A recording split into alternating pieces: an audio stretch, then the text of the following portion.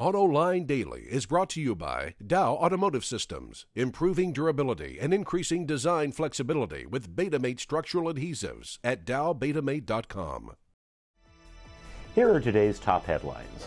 NASA gets involved in Toyota's problems, Ford announces the possibility of bonuses, and could the Maybach brand be for sale? Up next, we'll be back with the news behind the headlines.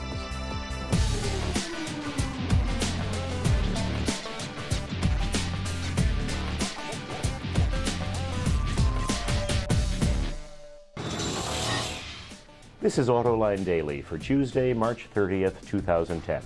Hello again. I'm Mark Phelan, columnist for the Detroit Free Press, taking another turn in the anchor chair for John McElroy, who's covering the New York Auto Show. He should be back later in the week, but in the meantime, here are today's top stories in the global automotive industry. Topping the news today is Toyota once again, as the U.S. government expands its investigation of unintended acceleration. And now NASA is getting involved. You heard it right. In a story you can find on our site, freep.com, 9 NASA scientists on loan to the National Highway Traffic Safety Administration, or NHTSA, will be taking a deeper dive into possible problems stemming from electromagnetic radiation, software issues, and even cosmic rays.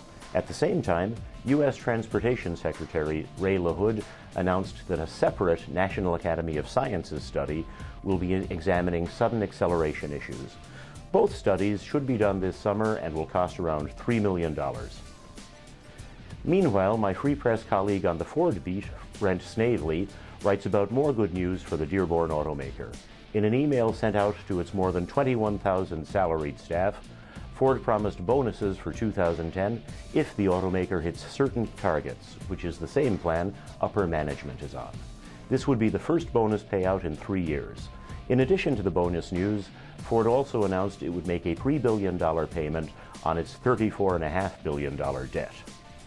Recently, the U.S. imposed tariffs on China to stop the country from dumping low-cost tires on the market.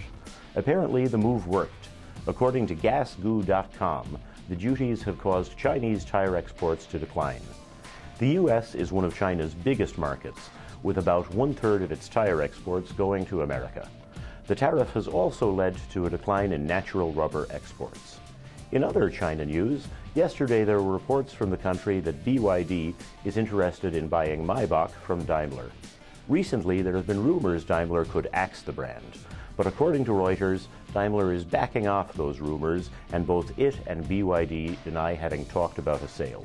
Last year, only 200 Maybachs were sold. Mirroring the auto industry's other problems, the Detroit News reports that UAW membership has dropped to its lowest level since the end of the Second World War. Last year, the United Auto Workers Union lost nearly 76,000 members, an 18% decline. Only about 355,000 people are involved with the organization, roughly half its size in 2001. Experts disagree as to whether the union has hit bottom yet, but it's poised to lose another 4,600 members this week when the NUMMI plant in California closes. This is a far cry from its peak back in 1979, when the UAW represented some 1.5 million people. The Focus RS is one of the best compact performance cars in the world. As good as it is, Ford doesn't offer it in the U.S.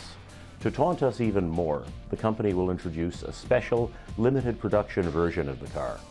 The RS500 is more powerful than the standard Focus RS, with 350 PS, or about 345 horsepower, from its enhanced turbo 5-cylinder engine.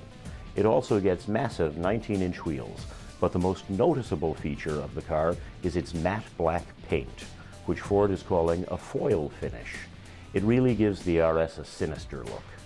Production is limited to just 500 units. Look for the Focus RS500 to debut in the flesh, or rather the steel, at next month's Leipzig Motor Show. Coming up after the break, a few of my thoughts on Hyundai's redesigned Sonata. We'll be back before you know it. Introducing Bridgestone's third generation of run-flat tires with groundbreaking new Bridgestone technologies. Bridgestone run-flat tires offer improved ride comfort, lower rolling resistance, and improved wear while giving you the peace of mind and comfort you need. Hyundai surprised people when its Genesis sedan won the North American Car of the Year award 2 years ago. But for my money, the 2011 Sonata is the best car the Korean automaker builds. The Sonata takes the value Hyundai is known for, wraps it in a beautiful design, and throws in best-in-class fuel economy and value. It's sure to give favorites like the Chevy Malibu, Ford Fusion, Honda Accord, and Toyota Camry a run for their money. In addition to better fuel economy and a great price, the new Sonata has more room than any of them. With luxury car looks and a budget-conscious price tag, the 2011 Sonata looks like a hit. It should be a blockbuster. Sonata prices start under $20,000, and you can get a loaded model with a first-class navigation system for less than $26,000. The Sonata gets its power from a 2.4-liter four-cylinder engine. Linked to Hyundai's new 6-speed automatic transmission, the engine gives the Sonata very good performance. The Sonata's system for hands-free phone calls and iPod controls still needs some work though, and the coupe-like roof reduces visibility. The Sonata joins the new Hyundai Tucson in setting an appealing and modern design theme for the Korean automaker. You can read my full review of the 2011 Hyundai Sonata in Thursday's Detroit Free Press and at freep.com. And that'll just about do it for today's top news in the global automotive industry. Again, I'm Mark Phelan of the Detroit Free Press, filling in for John, who should be back from New York and back in the anchor chair later this week. Anyway, thanks for watching. We'll see you next time.